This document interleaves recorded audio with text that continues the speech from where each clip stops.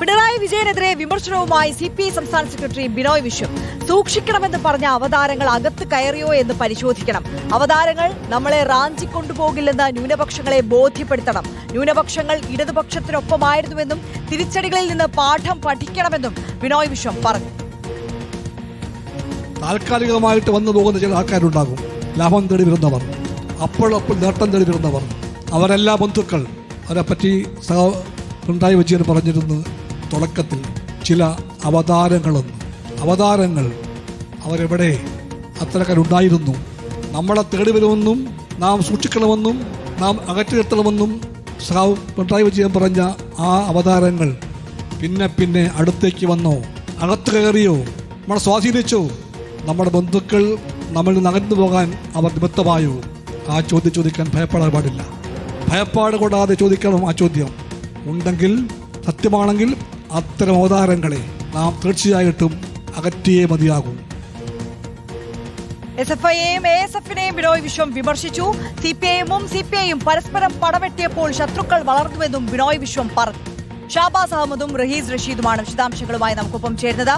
ആദ്യം ഷാബാസ് അഹമ്മദിലേക്ക് പോവുകയാണ്. ഷാബാസ്, ഈ തെരഞ്ഞെടുപ്പിൽ കനത്ത തിരിച്ചടി നേരിട്ടതിന് പിന്നാലെ ഒളിഞ്ഞും തെളിഞ്ഞുമൊക്കെ CPIയുടെ ഭാഗത്ത് നിന്ന് പിണറായി വിജയനെ ഉന്നം വെച്ചുള്ള വിമർശനങ്ങൾ ഇതിനു മുമ്പും ഉണ്ടായിട്ടുണ്ട്. സമാനമായി ഇപ്പോൾ ബിനോയ് വിശ്വത്തിന്റെ ഭാഗത്ത് നിന്ന് വീണ്ടും വിമർശനങ്ങൾ ഉയരുന്ന സാഹചര്യമാണ് കാണുന്നത്. ഇപ്പോൾ ഏത് വേദിയിൽ, ഏത് പശ്ചാത്തലത്തിലായിരുന്നു ഈ വിമർശനം?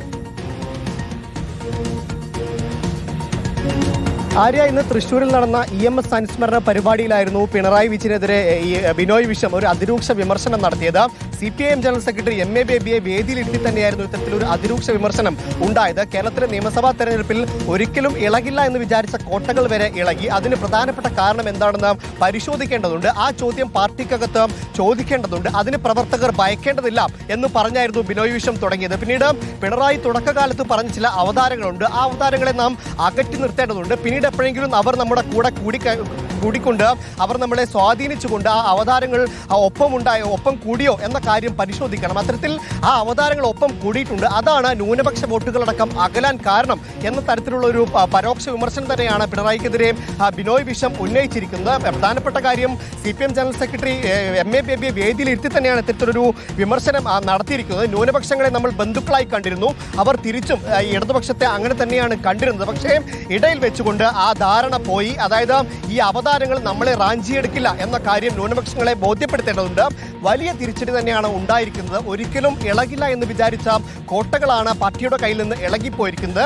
അതിന് പ്രധാനപ്പെട്ട ഒരു കാരണം ഇത് തന്നെയാണ്. ഈ അവതാരങ്ങൾ നമ്മളെ റാഞ്ചിയെടുത്തു എന്ന തോന്നൽ ഈ ബന്ധുക്കൾക്ക്, അതായത് ന്യൂനപക്ഷങ്ങൾക്ക് ഉണ്ടായി എന്ന് തന്നെയാണ് ബിനോയ് വിശ്വം പറഞ്ഞിരിക്കുന്നത്. ഏറ്റവും പ്രധാനപ്പെട്ട വലിയ വിമർശനം തന്നെയാണ് ഈ പിണറായി വിജയനെതിരെ CPI ഉന്നയിച്ചിരിക്കുന്നത്. പലതരത്തിലുള്ള വിമർശനങ്ങൾ ഒളിഞ്ഞും തെളിഞ്ഞുമൊക്കെ നേരത്തെ CPIയുടെ ഭാഗത്ത് നിന്ന് വന്നിരുന്നതാണ്. ഇപ്പോൾ ഇതാ CPIM ജനറൽ സെക്രട്ടറി MA ബേബിയെ വേദിയിൽ എത്തി തന്നെയാണ് ഇത്തരത്തിലൊരു വലിയൊരു വിമർശനത്തിലേക്ക് CPI സംസ്ഥാന സെക്രട്ടറി ബിനോയ് വിശ്വം കടന്നിരിക്കുന്നു. ഒപ്പം തന്നെ വലിയ പരിശോധനകൾ പാർട്ടിക്കകത്ത് വേണ്ടതുണ്ട്. ഈ തിരിച്ചടിയിൽ നിന്ന് പാഠം പഠിക്കണം. ന്യൂനപക്ഷങ്ങളെ അകറ്റാൻ കാരണമായത് എന്തൊക്കെയാണ് എന്ന കാര്യം പഠിക്കണം എന്നതടക്കമുള്ള വലിയ കാര്യങ്ങളാണ് ബിനോയ് വിശ്വം ഇന്ന് പറഞ്ഞിരിക്കുന്നത്. വെള്ളാപ്പള്ളി പിണറായി ബന്ധത്തെയൊക്കെ നേരത്തെ വലിയ തരത്തിൽ CPI പല വിമർശനങ്ങളും ഉയർത്തിയിരുന്നതാണ്. ഇപ്പോൾ തെരഞ്ഞെടുപ്പ് കഴിഞ്ഞ് വലിയ തോൽവി അഭിമുഖീകരിച്ച് നിൽക്കുന്ന ഈ ഘട്ടത്തിലും അത് തന്നെയാണ് ന്യൂനപക്ഷ വോട്ടുകൾ അകലാൻ കാരണമായതെന്ന് തന്നെ വ്യക്തമാക്കുകയാണ് ബിനോയ് വിശ്വം ഇപ്പോൾ. ആര്യ, തീർച്ചയായും ഷാബാസ് അഹമ്മദാണ് വിശദാംശങ്ങൾ നൽകിയത്.